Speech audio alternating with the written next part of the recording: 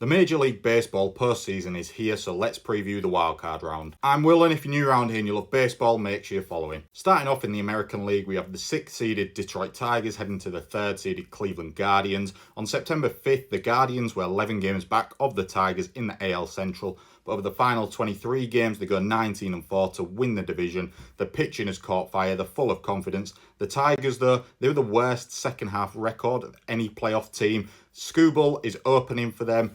They could still be dangerous. There's still a strong lineup there, but I'm going to pick the Guardians. I think they're just rolling and they don't make mistakes. The other series in the American League is, of course, the huge rivalry between the 5th-seeded Boston Red Sox heading to the 4th-seeded New York Yankees. The Yankees have got the best offense in baseball. The starting rotation's solid. They've got issues with the defense and the base running at times, and the bullpen is a little bit shaky. But the Red Sox, they've had a roller coaster season. They need Garrett Crochet to really be exceptional in Game 1, then try and get after Carlos Rodon in Game 2. He struggled in all 3 games against the Red Sox this season.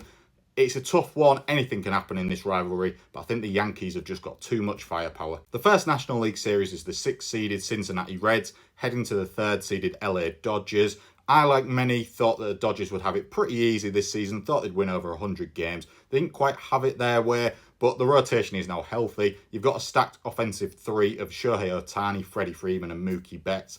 They just can't put this game or series into the hands of the bullpen. The Reds, they had a great final 3 months. It's their first time in the postseason in a 162-game season since 2013. Their pitching's been great, really down the stretch, and they'll need it again in this with Hunter Green, Nick Lodolo, and Andrew Abbott all expected to start.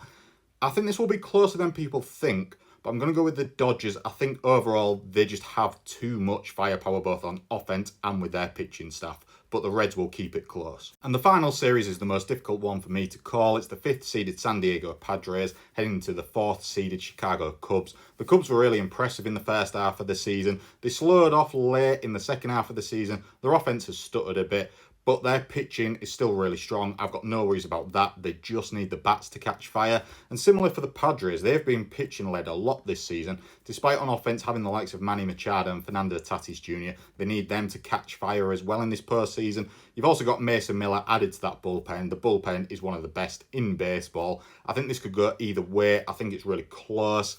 I just think the Cade Horton injury is quite big for the Cubs, and I think that the Padres just have a little bit more postseason experience and perhaps the better bullpen. So I'll lean the Padres, but this one could really go either way.